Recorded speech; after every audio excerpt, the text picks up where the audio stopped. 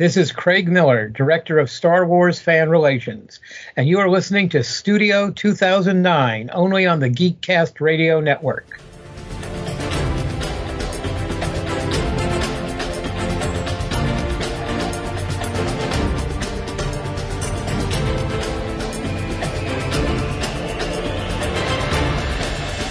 Hello, folks. This is Studio 2009. I'm, of course, TFG1Mike. Myself and David Draper are coming to you from the Outer Rim. See, that works. Haha. And the episodes you are about to hear, episode 1... Yeah, see? There you go. The episodes you're about to hear from 155 to 159. These are 12 months of Star Wars episodes. We recorded these months and months and months ago. I don't even know how long ago at this point. I could look at the file names, but that would require me to do a bunch of mouse clicks, and I'm not doing that on air. But 12 months of Star Wars, a Disturbance in the Force. Yeah, it was April, this is like October. That. Yeah, this is April, October. Yeah, about 6 months. It's 6 months late. Sorry. I've had to have arm surgery on my left arm, which is my good arm. Anyone that's listened to any of my podcasts in the last 2, 3, 4, 17 years, whatever it is, knows or should know that I have cerebral palsy on my right side. But something happened with my ulnar nerve on my left arm, and the recovery for that has been a nightmare. So that's why podcasting has been a delay, because I can't actually sit here and do any other work. So essentially I've been bedridden for the past month and a half. I would have had all of this stuff out by now. And yeah, the other 5.5 months, it's been 2024 and 2025 have been two of the worst health years for me. I don't know what in the hell is going on, but yeah, so Star Wars, 12 months of Star Wars, 155 to 159. 155, we've got Disturbance in the Force, and then the other 4 episodes are Andor Season 2. Any final thoughts before we kick off the episode, sir? I mean, it's been 6 months. I thought they were really good. Yes, and you'll hear that coming up. Like, I don't know that we're ever going to get anything better. Well, I don't know that we'll ever get anything like that from Star Wars again. Yeah. Which is sad. Absolutely. Which we will talk about in the upcoming episode that we're recording right after this, folks. So yeah, head on over as the episode begins right now for 12 months of Star Wars here inside Studio 2009, only on the Geekcast Radio Network. The show must go on, folks. There is nothing wrong with your podcast player. Do not attempt to adjust the volume. Hello and welcome back into our studio. You are now inside Studio 2009, only on the Geekcast Radio Network. I'm, of course, TFG1Mike. And joining me once again, as always, returning is Mr. Dave Draper. Hi, Dave. How are you? Still alive somehow. Yes, you're still alive. That's right. Absolutely. Hey, the way the spring has been going, that's something. Yeah. The 2025 has been... It's been a year.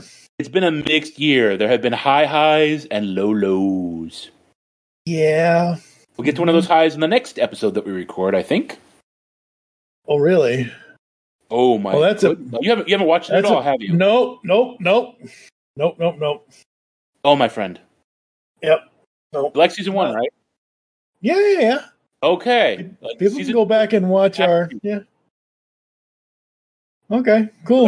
I don't throw that word around lightly. Yes. That's good. But yeah, we are here today. This is episode 155 we are experiencing the Force has a light side and a dark side. We are currently experiencing the duality of Star Wars itself. The nadirs and the zeniths. And today we're at the nadir. Yes. And we're not even doing the nadir because we did the nadir earlier, but we're doing a documentary about how it fell so low. Well, how it came to be. Okay, but it also explains how it fell so low. And that's one thing I like about this documentary is it does explain what the hell happened. Mm-hmm. Which, as a longtime Star Wars fan, has always been the question that I've wanted to know: is what the hell happened? That's right. So, folks, if you want to hear Dave and myself, I don't know, I don't remember on December 9th of last year in 2024 if we agonized or if I don't remember what happened in episode 109 when we actually did discuss the Star Wars holiday special.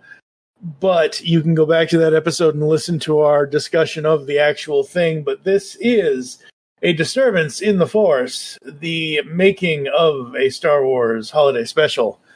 This is the 85-minute, 86-minute documentary all about that phenomenon. This was released in 2023. 23? Yeah. I saw it much later than that. So to be fair, okay. No. I'm not saying you're wrong. I'm saying I remember seeing it last year, but it also I waited until it came out on home video. So yeah. So basically, Life Day of 2023 select theatrical run was announced. That makes sense. Leading up to the home release of digital Blu-ray on December 5th of 23. So originally that's when it came out. But I'm sure, and for me it's like, oh, I wonder where it is. And it's everywhere that I thought. Like originally I thought, oh, they're going to put it on Disney Plus because it's the making of it. That's true. They didn't make it, but still.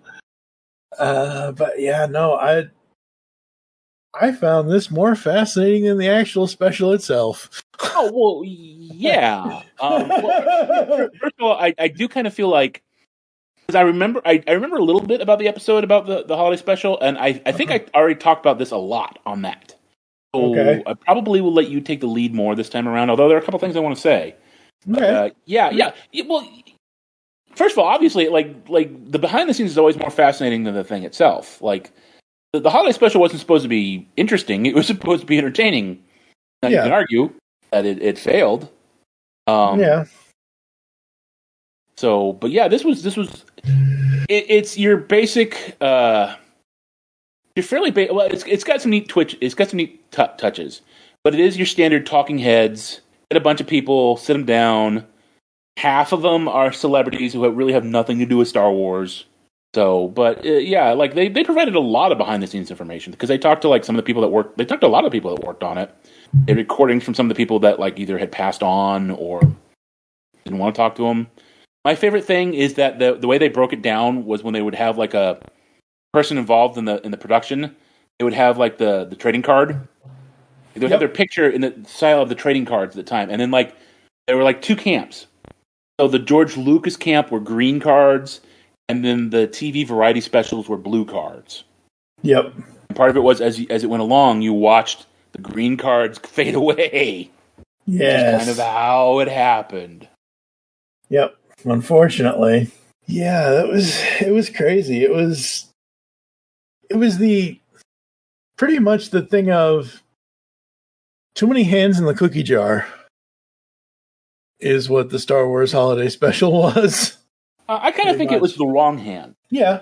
Because absolutely. I think the problem was George left to go make Empire. Yep. And once George was gone, then it became sort of not a free-for-all per se, but it became a tug-of-war between the director that was on his side and the producers. The producers had worked on like the Carol Burnett show, and a lot of because one of the things that the special does is put everything into perspective. Because the 1970s were a big time for weird variety specials, and one of the points that the documentary makes is that the holiday special isn't even the worst variety special involving Star Wars that came out because they show a lot of that Donnie and Marie special. Yep. Which is pretty, and they talk about like how there was like Donnie and Marie, there was Shields and Yarnell who were mimes. I remember watching that as a kid. There was the Brady Bunch, like their comeback was a special, like was a variety show. It was a thing that was in the late 70s. And also, like one thing that they kind of skipped that I thought, or they touched on a little bit, but recently I found like a series of videos on YouTube about a guy who's gone into Star Wars pretty deep, and he talks about like the prequels, special editions, and the sequels. But it's like the sequels that Lucas was talking about, not the sequels that Disney did. And so what's interesting is in that video he breaks down the whole story of 12 movies, 9 movies, 6 movies, 3 movies. Like how many movies did George Lucas really mean to make? And did George Lucas lie about how many? Because a lot of the stuff that we get is from other people. Mark Hamill going, "Oh, George told me that there were going to be 12," and one person's like, "Oh, they said there was going to be 9." Yeah, and apparently George had planned like this what we would call the Skywalker saga had 9 movies, but George had ideas for 3 more, but they were like on their own. They were kind of their own weird little thing because it's George. George loves weird little things, and one of those. This is the whole reason I'm talking about this. One of those was the story of a Wookiee family. And what I think happened was he had the story of the Wookiee family that he knew probably wasn't going to get made. Because, this is because he came up with all this stuff back before Star Wars even premiered. So now they got to do this holiday special. So he's like, okay, I'll take, because you always recycle ideas. He took the Wookiee family idea and he said, you know what, we'll make a holiday special out of this. That was, weirdly enough, the Star Wars holiday special was probably one of the 12 movies that Lucas was planning. Sort of. Until it got taken over by, George and Mitzi? Okay, yeah. They had taken over and they had run with it because they had the experience of doing the variety show stuff. And like you said, the 70s was on television, variety show everything. You mentioned some of the ones, the examples they had put in the documentary. They also mentioned the Paul Lynde variety show that was on in the set. I'm like, I'm so glad I was born in the 80s and grew up in the 80s and was a teenager in the 90s because, man, like, seeing when I was watching this and seeing some of these examples that they were showing in this documentary, I was like, I'm so glad I was not alive in the 70s because 70s television. Woo. It was weird. Well, like I always talk about with Star Wars, part of the reason that I think it hit the way it did is that the 70s were a very feel bad decade. And it was also a very like the idea of the summer blockbuster didn't exist. Right. Jaws was in 1975 was the first summer blockbuster. Yep. And Hollywood always had this philosophy back in those days that if something happened, it probably wouldn't happen. Like even though they made sequels all the time, it was always like it probably won't happen again. So that was the one that got all the teenagers out in the summer. And then Star Wars hit. But like as a kid, the movies of the 70s, if you think about it, besides Jaws and Star Wars, were like Godfather, The French Connection, Apocalypse Now eventually came out. Like, there was a lot of post-Vietnam, Rocky, which was a feel-good movie, but it was, it wasn't a kid movie. No. Like, I always say, like, the movies, I got taken to Watership Down as a child. Because people thought that was a kid's movie. Because it was a cartoon. Like, there were 2 Disney movies at the very beginning of the 70s, and then The Rescuers, which was a pretty dark movie for Disney at the end of the 70s. And then Disney did a lot of the dopey Russell, Computer Wore Tennis Shoes, Apple Dumpling Gang, really crappy live action movies. But like kids didn't have anything until Star. I mean, they did. But it was most of the kids stuff was on television. Most of the kids stuff, it was on cartoon. But even those were like old Looney Tunes. They were Hanna-Barbera stuff from the 60s. Scooby-Doo was from like the 60s, I think. Scooby started in 69. Yep. Yeah, and then there was a lot of Scooby-Doo ripoffs like Jabberjaw and Clue Club, which I love, and the one with the genie and But what I'm saying is there wasn't a lot of particularly in those mid to by the time the 80s started rolling around, we started getting stuff like Thundar. And then, of course, once we rolled into the 80s, we got, the toy-based ones. Yep. But it was very recycled. It just wasn't anything really fresh. And again, I don't think Star Wars... I go against the grain. People say Star Wars is for kids.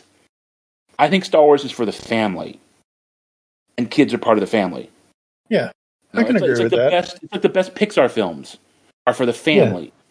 I mean, they skew a little more towards kids, but I watched every Pixar movie as an adult because that's just when I was when they came out, and obviously it's one of those things like Well, because there is like you can tell there's a difference between when they're trying to make a movie or trying to make something for kids, doing air quotes, and there is a different approach for something for the family. Yeah, because it is a little smarter. It is a little less pandering. It is a little less, So well, yeah. I mean, okay. So, all right. So let's look at this really quickly. Since you're saying that, you take Star Wars and you compare it to The Incredibles.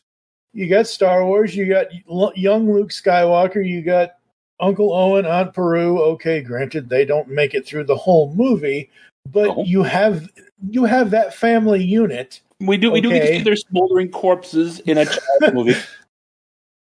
Cut to the Plinka thing of the little kids in front of the TV watching the smoldering corpses. Yes. But you also have other family members within Star Wars and within the other movies. Okay, I didn't mean that the movie was about families, although it is. Right. No. But it is. But it's one of those things where you kind of have a family unit thing. But yeah, no, I would never, ever say Star Wars is specifically for children. Never. No. And Incredibles was more.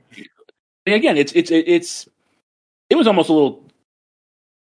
It skewed almost a little on the other. Like it was a little sophisticated. Yeah, it was very sophisticated. Like I can't imagine. Yeah. I would have a hard time imagining kids watching that because it's a lot of like. I mean, there's action and funny stuff, but there's some. First of all, there's some thought behind it, and second of all, there's a lot about like growing old, about finding your place in the world. There's the whole Randian thing with syndrome. Yeah. I mean, if I had a kid that knew who Ayn Rand was, I'd be a little worried. Yeah. I'd be like, sweetheart, here's a ball. Go play outside. Yeah. And I think your damn childhood. Stop reading books. So I'm glad you started shaking your fist, old man, because I think that's the thing about the 70s is that nobody in the 70s was, like we said earlier, about how children's stuff sort of was on TV with Scooby and the Flintstones and the Jetsons and the this and the that and the whatever in syndication and reruns and whatever. Most of the 70s kids, parents were like, go outside, you bother me, kind of thing. Parents weren't thinking of, at least as far as I'm just assuming, and you know what happens when I assume, folks, I make an ass of myself, but I'm just going to say this, and people can come at me in the comments and whatever else, but... Well, I mean, I can respond directly. I know you can, because you were there. I understand that. You were there and I wasn't, but my point is, you take the 70s and you compare them to the 80s. 70s kids, as of 1978, you were 7 years old, 8 years old? 7, 8 years? Yeah, okay. As a 7-year-old, I guarantee your mother was probably saying, don't watch TV, go outside and play or whatever kind of thing. Whereas in 1987, when I was 7 years old, my mom did tell me that, but at the same time, sometimes, most of the time, she wasn't going to stop me from watching whatever cartoon show was on in the 80s. And I think that's the thing with Star Wars in general as a film is that it wasn't for kids to watch in theater. I don't know. I don't know where I'm Okay, I don't know what you're talking about now. You lost me. I don't know. I lost myself. I mean, that's how I watched it. Well, I know, but I'm saying like it's more of a video was not a thing until yeah, and even then, it was like HBO or rent a tape because like some of the worst fights I ever got in with my mother were when Star Wars came out on videotape. Yep, my mother was going to be damned if she spent $70 of 1980s money on a movie for her kid. Like so like all my Betamax copies of all the Star Wars films, which are downstairs in the basement, they all have the little Showtime symbol pop up every couple of minutes. That's right. I copied them off of Showtime. That's right. I think my point that I was trying to get there is the 70s kids were outside kids, were not the indoor kids that the 80s kids ended up being. It's interesting because like I don't know if I can even, because we didn't even have like a big TV until the 80s because we inherited it from my grandmother. Right. like because there was just the little, which I think I still have somewhere, the little there was a little color TV that my mom got for Christmas one year. My dad got my mom for Christmas, and that was what we watched mostly. Can't remember. I remember having a big TV, like it because it's a little, it had like a little tray you rolled it around on. Yep. Like I remember watching cartoons on that, but like what I'm saying is there wasn't like a big TV, like a fireplace that you sat around and watched, and that didn't happen until we moved to Illinois. And I think some of that was because I moved into a place with scary teenagers out of a Stephen King story that I just stayed inside more. Like as a kid in the 70s, it was just I don't think you had to be told to go outside and play. You know what I mean? Yeah. Like I wanted to go outside. I wanted to play with my friends. I wanted to not sit around and watch TV. Now, again, like when we moved into new place where it was a condominium association with a lot of old people who didn't like kids playing in the grass and scary teenagers who wanted to beat you up because you were a fat little kid who had a southern accent. I mean, suddenly I stayed inside and I got a lot fatter. But like, I and it is interesting because, part of it was I wanted to go outside and play with my Star Wars toys. Like that was a big thing. Like it's interesting how they make that like it was such a gamble to do the Star Wars toys, and it was like, oh my God, we were ready. We were ready for those toys.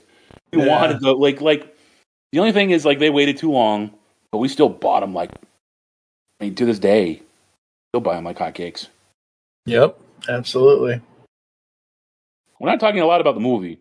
No, we're not. So the movie, for the record, I liked it. I've enjoyed it. I've seen it 3 or 4 times now. I think it's very interesting. It has a lot of interesting information. The talking heads are generally pretty good. Mm-hmm. It is cute. They have okay. Go on. You love what? Well, I like hearing from I didn't know or completely forgot. You probably told me that you probably mentioned this, or maybe you directly flat out told me about.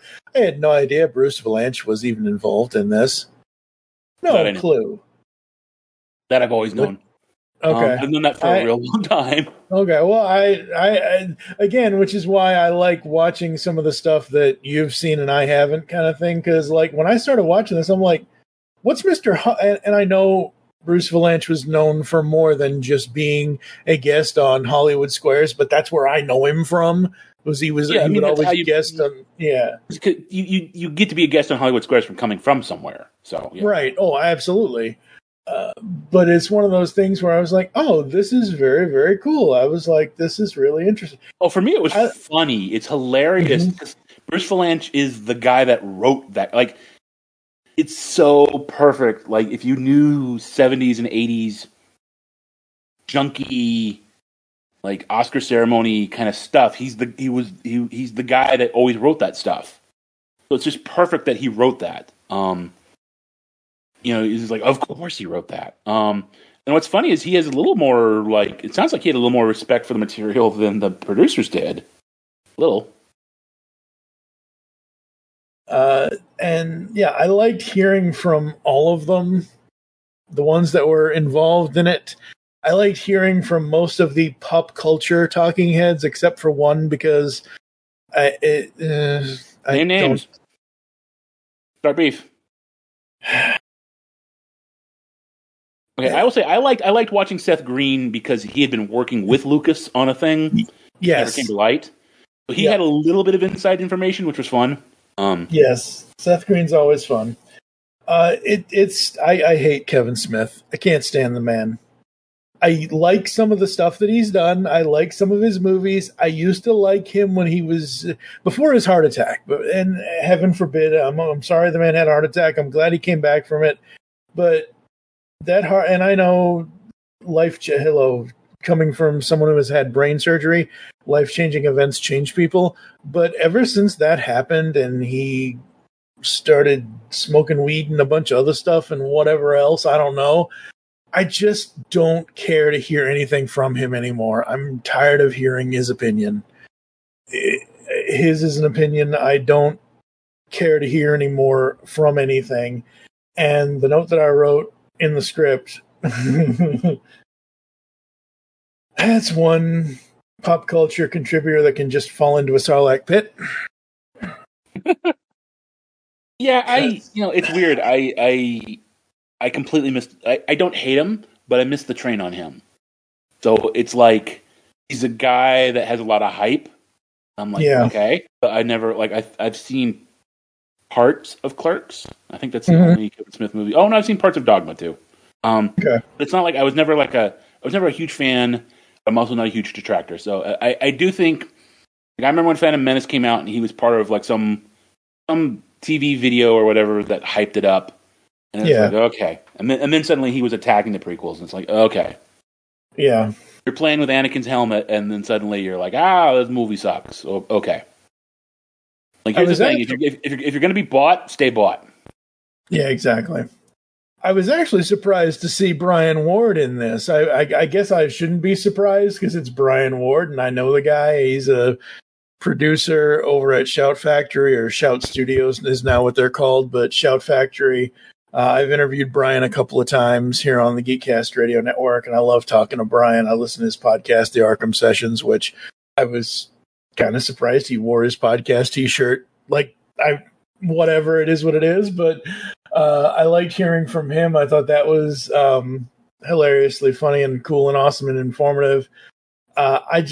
Overall, just seeing how the people that were interviewed for the special and how they talked about it and how some of them revered it and how some of them just cringed about it and how some of the people that actually worked on it. One of the greatest lines that is in this is, whatever I've worked on, the good, the bad. Oh yeah, that one. I can't remember the guy's name. One of the producers. I did some good stuff, and I always kept my name on it. I did some bad stuff, and I always kept my name on it. Absolutely, because you're gonna do stuff no matter what, and sometimes there's success, sometimes there's failures, and it doesn't matter what it is. You still did it. You can't undo it. So. But yeah, no, it was fun to see them dissect this and to see them look at it. And what I liked the most about all of the people talking about when I saw Craig talking, because we interviewed Craig Miller. Yeah. Like, I was going to mention that. Yeah, I was like, wait a minute, this is exactly the same stuff that Craig told. Like, obviously he's going to tell the same story, obviously, but it's like, hey, I've heard this, like, person to person kind of thing. But what I appreciated more the most is kind of almost like, wow, when Seth Green was talking and the way that Seth Green was telling his story, it was like, he almost has a personal relationship. Like, literally, he say something about, like, he was talking very frankly with George, or so. He said something in this special where he said something to the effect of he was talking either very frankly with George or very honest with George Lucas, back and forth. Like, they had a very honest conversation about some of this stuff or something. And I was like, that's interesting, because not a lot of people would be so bold as to, like, I'm assuming most people in Seth Green's position specifically would try to be a kiss ass to George. I mean, maybe, but I think Seth Green's also in the position where he's dealt with a lot of kiss asses. True. He's had the stuff with the I can't remember the name of the show. Robot Chicken. Robot Chicken. Yep. I mean, so I'm not saying they're equals per se, but I think it's and because he is the producer on this other show that they were working on, yeah, I think he probably felt a little more comfortable being able to, like, and it sounds like they got Lucas to do stuff for them. Some of the Robot Chicken stuff they show sounds like George, and I remember there was a famous thing that they filmed, which apparently was a joke because George allegedly hates Mara Jade. So there's a famous thing where, like, somebody brings Mara Jade up in, like, a conference, and Lucas loses his mind and throws the guy out and fires him. And Seth Green's like, I'm sorry, we'll let him. He's gone. Don't worry about it. We'll never mention her again. And that was a joke. I mean, that was for fun. Yeah. But I think George, he had this weird thing about people that, like, do amazing things, where we sort of lionize. We want to lionize, and we also want to tear him down. George is just a guy from Modesto. Yeah. And, I'm sure he has a sense of humor about it. And I'm also sure there's a quote in the film about how he's talked about the holiday special more than he ever worked on it. And I'm sure there is a sense. I'm sure, when you meet somebody and you're working on a project, you gotta there's gonna be that moment where it's like, look, George, I've loved working with you. I mean, I probably wouldn't do that because I've seen all this stuff, so I don't need these questions answered. But if I hadn't seen this special, especially if I hadn't seen this special, I probably would be like, George, look, I've really enjoyed. It's been an honor working with you. You were a big part of my childhood. But I gotta ask. I mean, you know that anybody going into that has always been but I gotta ask. I know, I get it. I know you hate it. What happened? Yep. How can you have that opportunity and not ask? Yeah, absolutely. Like I said, now I've kind of seen what happened. I wouldn't do that, but but that's only because this documentary exists, and partly is because Seth Green was the guy who asked. Exactly. Yeah. So I like how they had Sansweet tells a story about how George told him the famous quote, which for a while was on the back of every DVD bootleg, which is, if I had time and a hammer, I track down every bootleg copy and smash it. Yeah, that was fun. That was fun. I remember when Red Letter Media did their best of the worst holiday special episode. Like every copy of the DVD had that on the back, and they had multiple different copies. Yeah. The joke was every present was the holiday special. They couldn't escape it. That's funny. Yeah, no, it was very awesome to watch. It was very awesome, and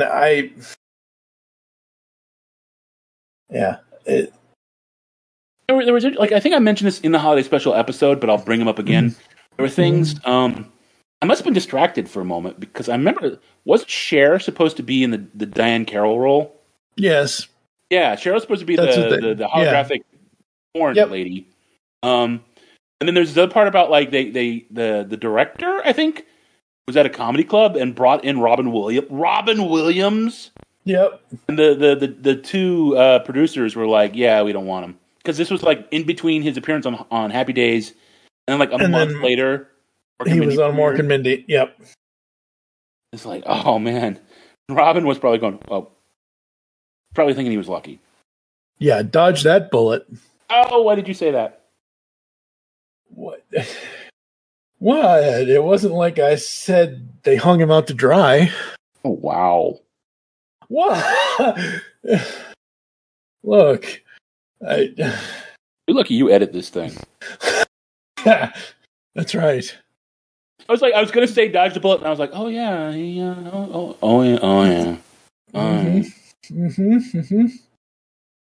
Oh, Robin, we love you. We miss you. We do. We need you. Yes. Luckily, we can watch a bunch of clips of you online and see you in a bunch of the movies that you've done over the years in your career that you had. Oh boy. But yeah, this would be a very different special if they had agreed to Robin, though. Well, I mean, I think the entire point of this documentary is that at every step of the way, it was going to be a different thing. It changed. Yeah, oh, absolutely. I mean, it started as a Star Wars thing and morphed into a horrible 70s variety thing. I mean, Go ahead. I mean, it's like Bob Mackie did the costumes. Again, that might not mean so much for especially young people hearing this now. But as a child of the 70s, I kind of know who Bob Mackie is. He was the costumer for everything. They even showed the clip from The Love Boat, which for younger people was a very popular TV show back in the day. Where Bob Mackie goes on the show as Bob Mackie. That's how big he was. Yeah. And they have a guy who actually has one of the costumes from the holiday special.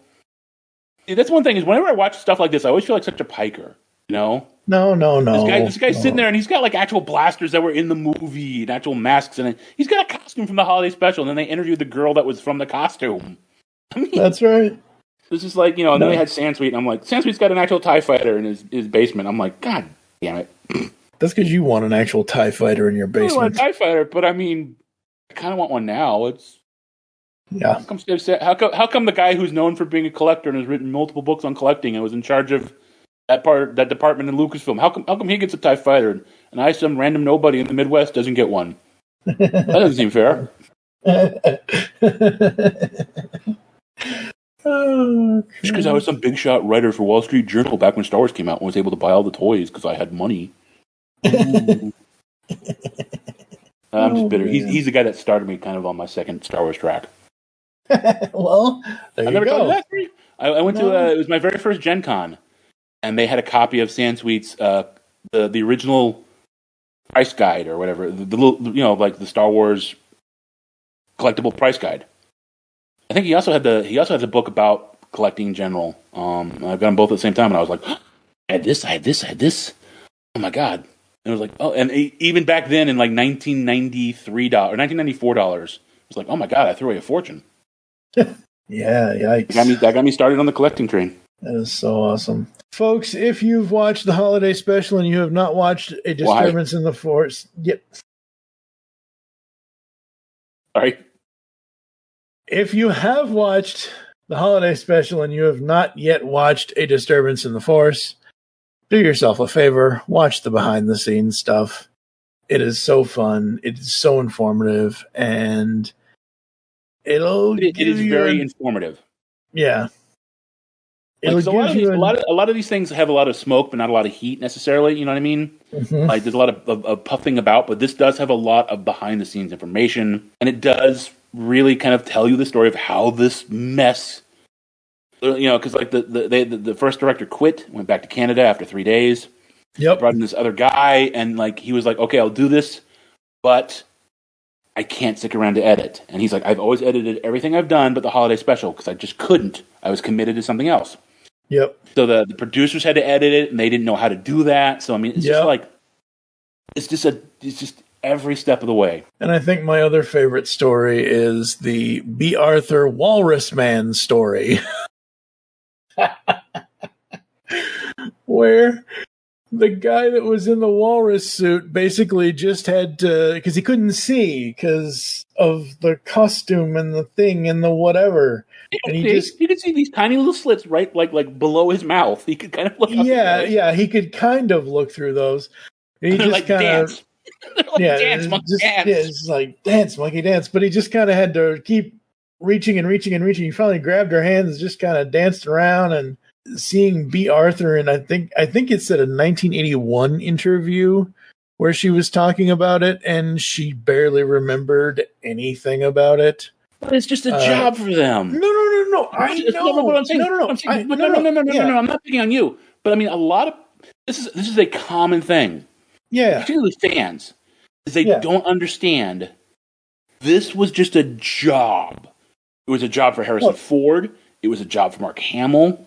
It was even a job for Lucas. It was a passion, but especially you're in one thing in 1978, and if you're doing the interview in 1980, or 1981, like Empire has become a big thing, Star Wars is a big thing, but like you didn't know you were going to be this cultural icon for being Ackmena for the rest of your existence. Yeah. There'll always be this like thing aside from, she didn't even know the Golden Girls were going to happen yet. She was just Maude at that point, which was still fairly big, but like what I'm saying is like it's just funny that fans never quite get, especially actors. They do their job. The idea is you move on to the next job. And in fact, one of the worst things that can happen to actors sometimes is that you get locked, you get typecast, right? That's the one of the worst things that can happen is you're always Spock. You're always Doctor, like the Doctor Who's always quit after a little while because they don't want to be Tom Baker.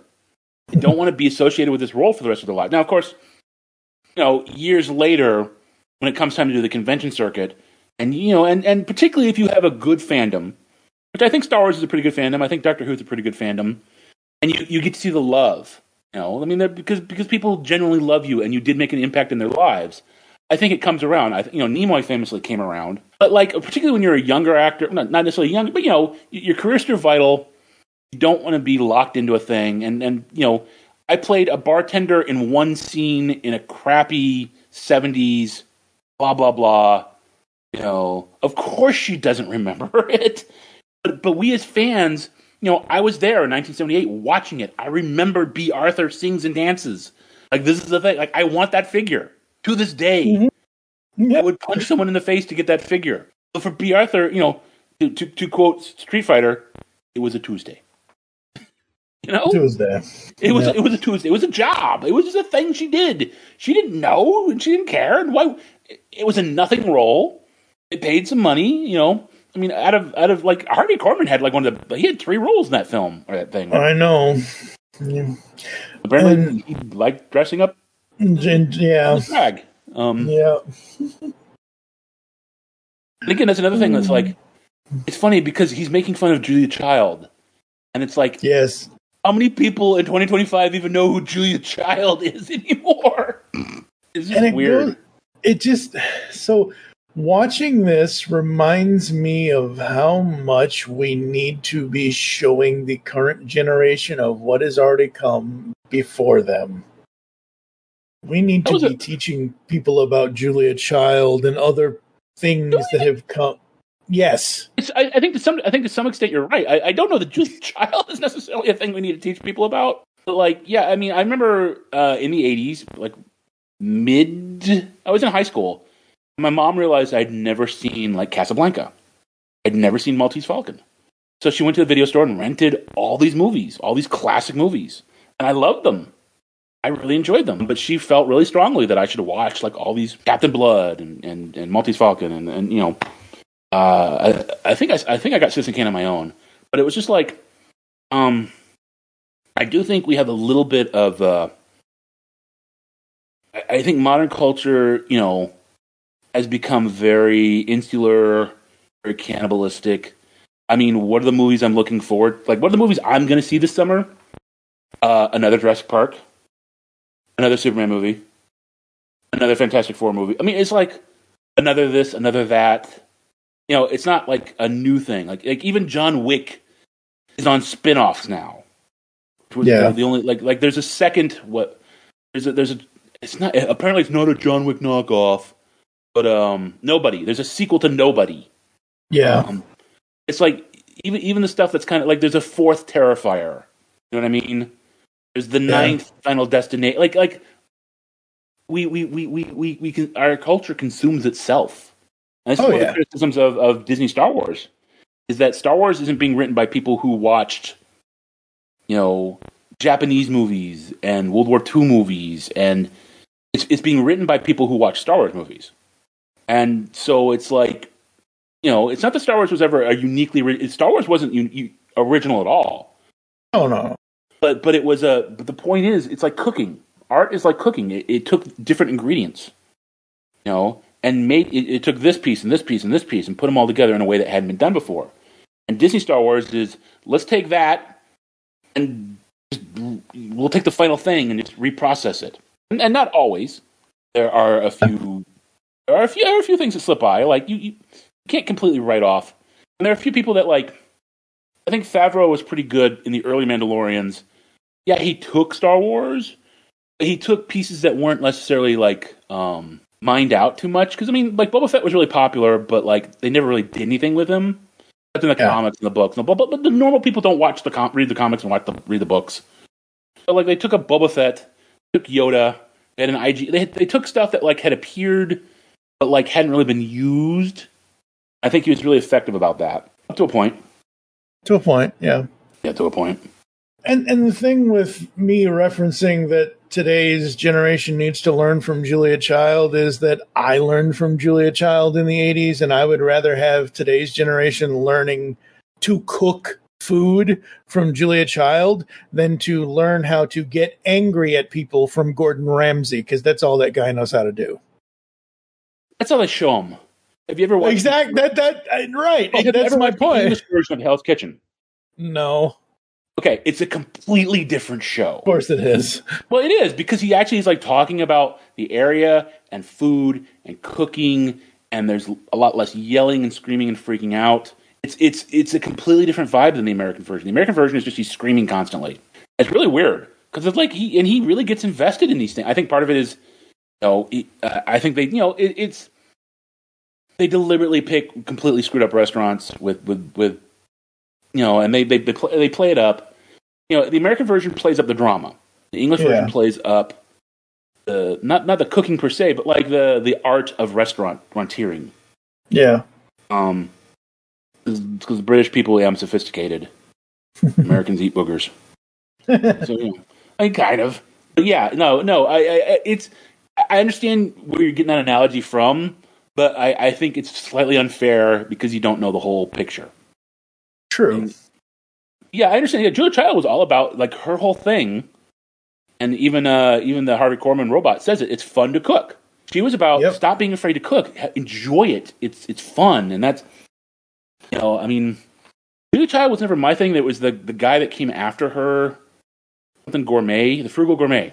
Frugal Gourmet, Frugal Gourmet. Yeah, I think we don't need to bring back Julia Child.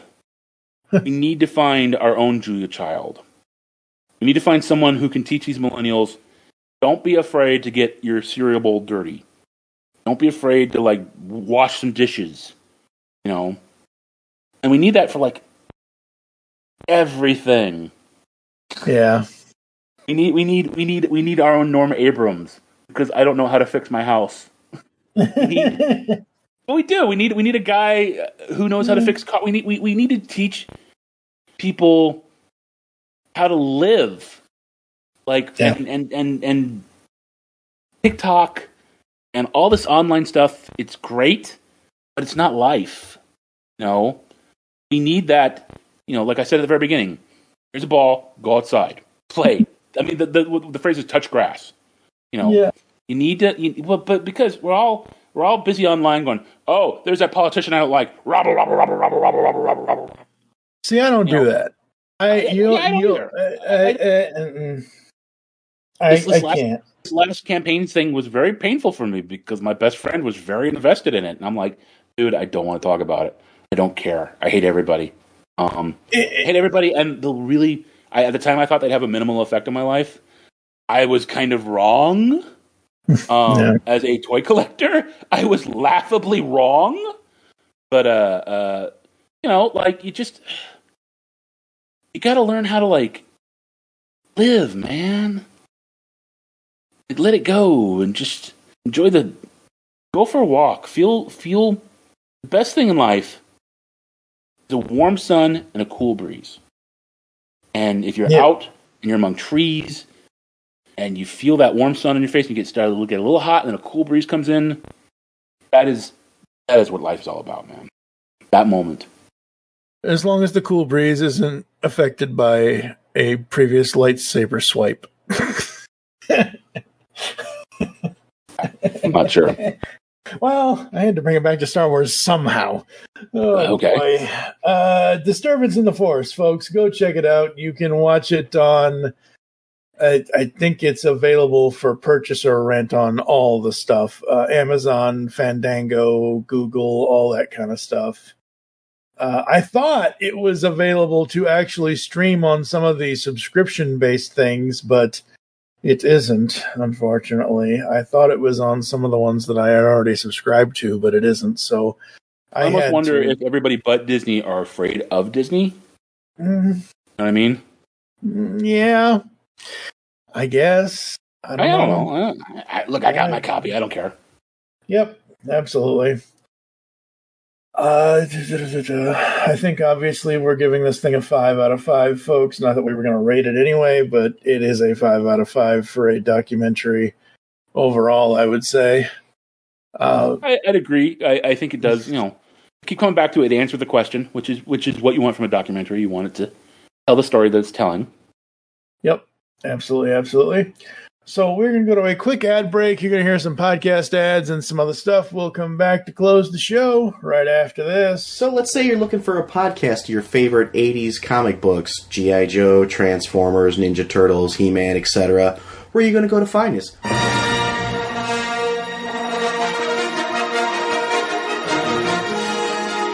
Welcome to Star Joe's Podcast. I'm your host, Ryan. And I'm Chuck.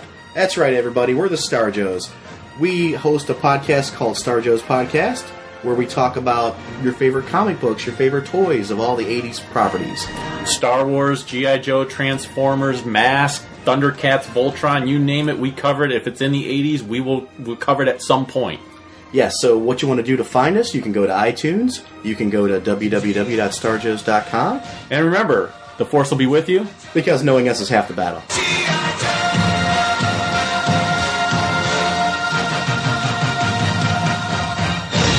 Hey, welcome to the Last Comic Shop Podcast! A comic book podcast that actually talks about comics. Yep, each week we open the shop up and read and discuss a comic. Sometimes we pair that up with comic book movies or TV shows. Or not. Lots of times it's just comic books and sound effects. Oh, yes, definitely lots of sound effects. So tune in on all the major podcasting platforms to the Last Comic Shop Podcast. Or check out our library of evergreen shows at www.lastcomicshoppodcast.com. Hi, I'm Dan, and I'm the host of the Rock Nerd Radio Show, which airs live on HudsonRiverRadio.com every Wednesday evening at 8:30 p.m. Eastern Standard Time. It also gets backed up as a podcast, which you can find on your preferred podcasting platform. Every week on my show, I talk about all kinds of pop culture. I talk about music, I talk about movies, TV, comics, collectibles, and so much more. I also feature a guest on my show periodically, which you might enjoy. I have a couple of special segments on my show, one called the Cover Song of the Week and My Favorite Thing in the World This Week. If you think this sounds cool, check it out sometime. I hope you do.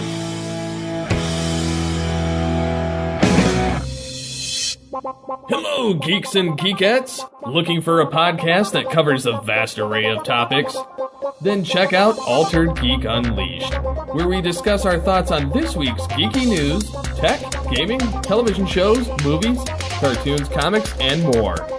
So, get altered, get geeky with the Altered Geeks. Every Friday on the Geekcast Radio Network. Kid? Yes. Shut up. Beyond the Night is the GCRN's latest review podcast. We are covering everything in the Knight Rider television universe, from the classic 80s TV series to the 1991 reunion film, Team Knight Rider, and the 2008 relaunch series as well.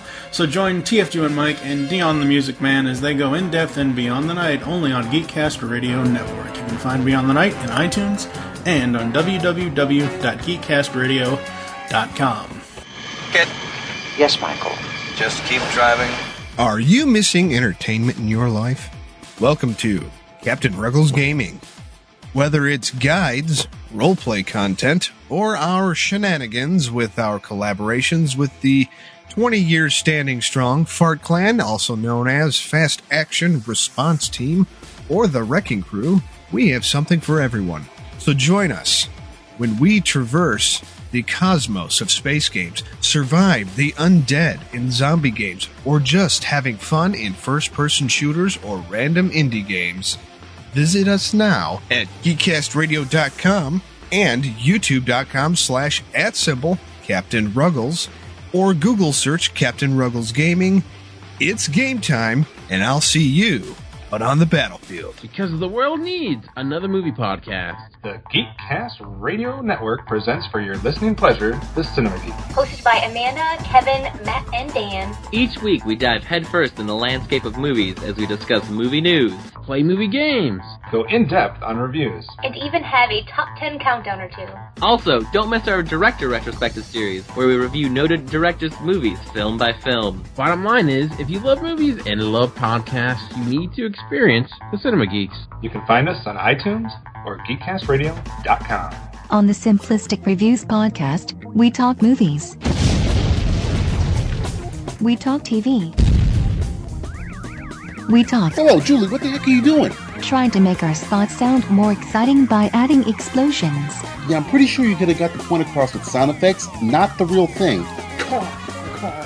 Download the show on iTunes or at simplisticreviews.blogspot.com. I'm sure your insurance company will cover that. No, they won't. No, they probably won't. All right, folks, we are back here inside Studio 2009. That's it for this episode, and we are continuing on in 12 months of Star Wars, our Star Wars Spotlight series here inside the podcast. Dave, any final thoughts before I run through the closing, sir? No, I I think it's very interesting. It's funny. I think it is. It's enjoyable. It's enjoyable to watch as a piece of media, and as a Star Wars fan, of course, obviously, it provides a lot of information that you want to know. Absolutely, absolutely. Yeah, it was so much fun. So awesome to hear from everybody involved in the project, and to hear from some of the pop culture people as well. All right, folks, that's going to do it for us. We've got 12 months of Star Wars for the next couple of weeks, folks. We are going to be doing, at least for the next 4 episodes, we are splitting up Andor Season 2 into 4 parts. 3 episodes per part. Well, much like Disney Plus. I mean, do you want to go more in depth, No. or do you want to do it all? I was just making a joke. I was just making a point. Okay. Well, I just figured it makes sense because they're also individual arcs. So yeah, that's why exactly. So that's why we're doing it, folks. The way that Disney Plus did this, and the way that the Star Wars people had produced Andor Season 2 is that each 3 episodes is a specific story arc. So I figured, we can have 4 episodes per arc. So episodes 1 through 3, the prequels, episode 4 through 6, the original trilogy, episodes 7 and 9, the sequel trilogy, and episode 10 to 12, the trilogy we'll probably never get. You're supposed to laugh. It was funny. Was it? Okay.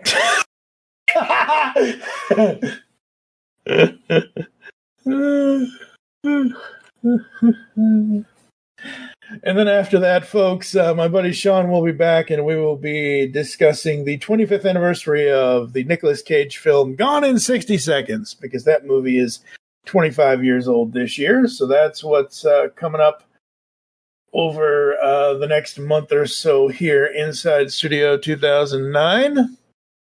Thank you for joining us here inside the podcast. If you'd like to get in contact with us, leave feedback for the show, there are several ways to do so. Visit the website, geekcastradio.com, where you can listen to and comment on all of our content.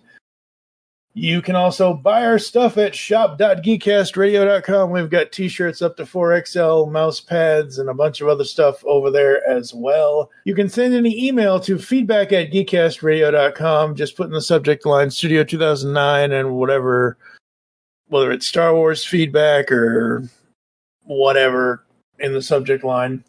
You can check us out on all the podcatching clients you choose to use. We're on Apple Podcasts and Spotify and other places.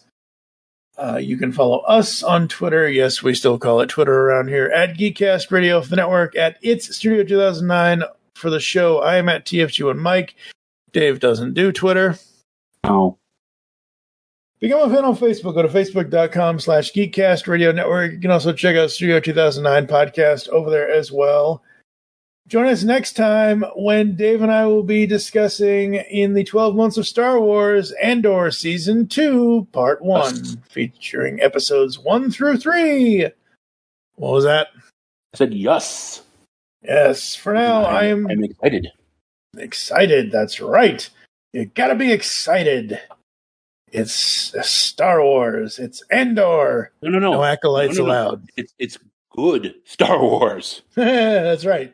That's why I said no acolytes allowed. For now, I'm TFG1Mike with David Draper. You'll hear us back in the studio soon. The Empire cannot win. Welcome to the rebellion.